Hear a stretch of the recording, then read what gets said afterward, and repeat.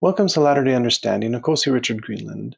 Last week, ang journal prompt natin ay, anong mga pagpapala ang natanggap ko na mula sa Melchizedek priesthood at sa mga ordinansa nito? Paano nakatulong sa akin ang Melchizedek priesthood na lumapit kay Kristo? So ngayon mag-usap tayo tungkol kay James. Si James isang apostle ni Yesu Kristo, pero hindi naman siya yung isa sa unang mga apostle. Hindi rin siya yung sa Peter, James, and John. Iba ito na James. Yung James na yan, kapatid ni John at anak ni Zebedee. Ang James na ito ay kapatid ni Jesu Kristo mismo. Kaya anak siya ni Mary at ni Joseph. Si Jesu Kristo, syempre anak ni Mary, pero hindi anak ni Joseph, anak ng Diyos. Kaya half-brother naman sila. Kaya si James na ito, malamang lumaki siya kasama ni Jesu Kristo. Nakita naman niya ang ginagawa ni Jesu Kristo at nakilala niya talaga si Jesu Kristo. So siguro napansin niyo na late ito. Very late talaga itong paglabas ng video na ito. Dapat last week pa. Ang dahilan ay umuwi ang anak ko galing sa mission, natapos na siya, honorable, return with honor siya. Kaya medyo medyo magulo dito sa bahay namin, pero sa mabuting paraan. Maganda naman na gulo. Kaya medyo nahirapan ako. Kaya itong lesson magiging maikli din. Dahil busy talaga kami sa lahat. Pero gusto ko na mag-focus sa dalawang bagay talaga. Pero lahat ng iba, kasi marami naman talaga maganda sa aklat ni James, lahat ng iba, pag-aralin ninyo sa sarili ninyo. Gamitin ninyo ang manual ng Come Follow Me, at pag-aralin ninyo ng mabuti. Pero ngayon mag-usap tayo tungkol sa dalawang bagay lang. Ang una ay siguro ito yung pinaka-iniisip natin dito sa simbahan pag iniisip natin yung James. Yan ang tungkol kay Joseph Smith, yung binasa ni Joseph Smith nung bata siya. Basahin natin ngayon. Sa James chapter 1, verses 5 hanggang 6.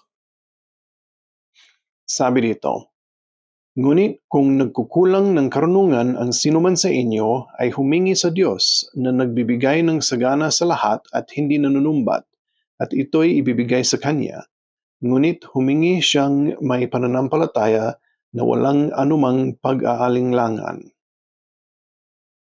So alam naman natin kung ano nangyari nung nabasa ni Joseph Smith ito. Nagdasal siya, nagkaroon siya ng first vision, at nagumpisa na ang lahat ng restoration. Kaya mahalaga talaga ito para sa dahilan na yan, pero ganoon din sa sarili nating buhay, mahalaga ito. Isipin natin na mahal tayo ng Diyos, gusto niya tayong tulungan. Gusto niya humingi tayo sa Kanya ng mga biyaya.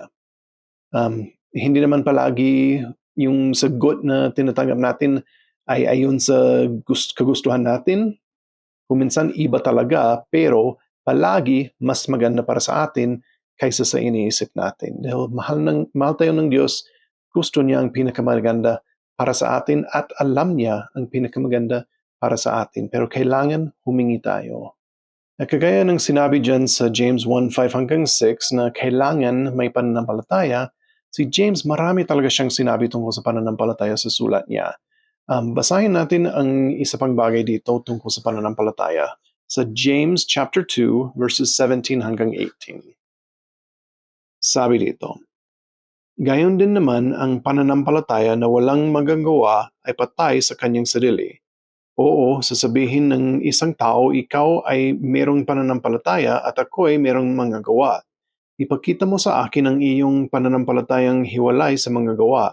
At ako sa pamamagitan ng aking mga gawa ay ipakita sa iyo ang aking pananampalataya. Kailangan magkasama yan. Hindi pwede ang pananampalataya lang, hindi rin pwede ang gawa lang. Kailangan magkasama palagi. Ang paniniwala o pananampalataya, maganda siya, pero kung yan lang ang ginagawa natin, wala din. Kasi kung hindi natin ginagamit ang pananampalataya para maging mas katulad ni Yesu Kristo, baliwala rin sa buhay natin. Si James, meron siyang ginamit na halimbawa para dito. Sa James chapter 2 ulit, sa verses 15 and 16, basahin natin.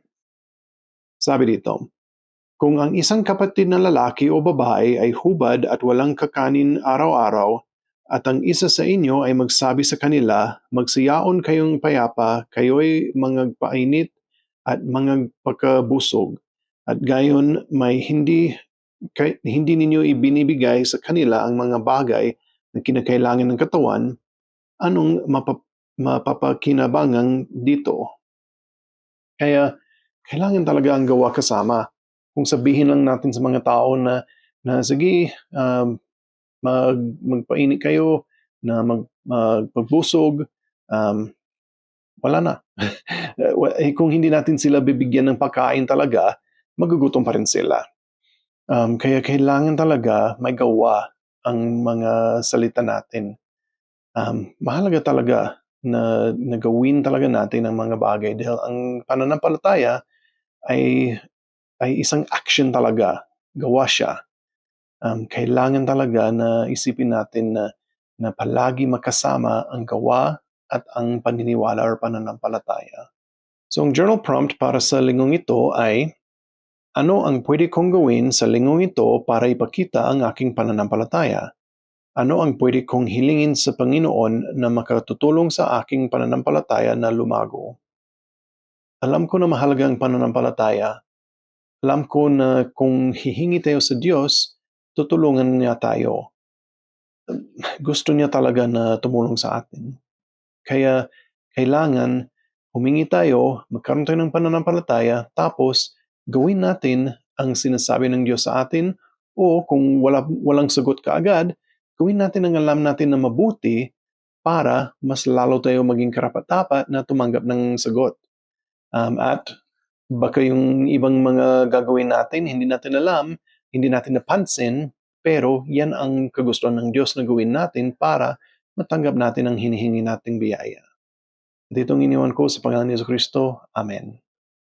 Sige, so next week, ang assignment natin ay 1st and 2nd Peter. Salamat sa panonood.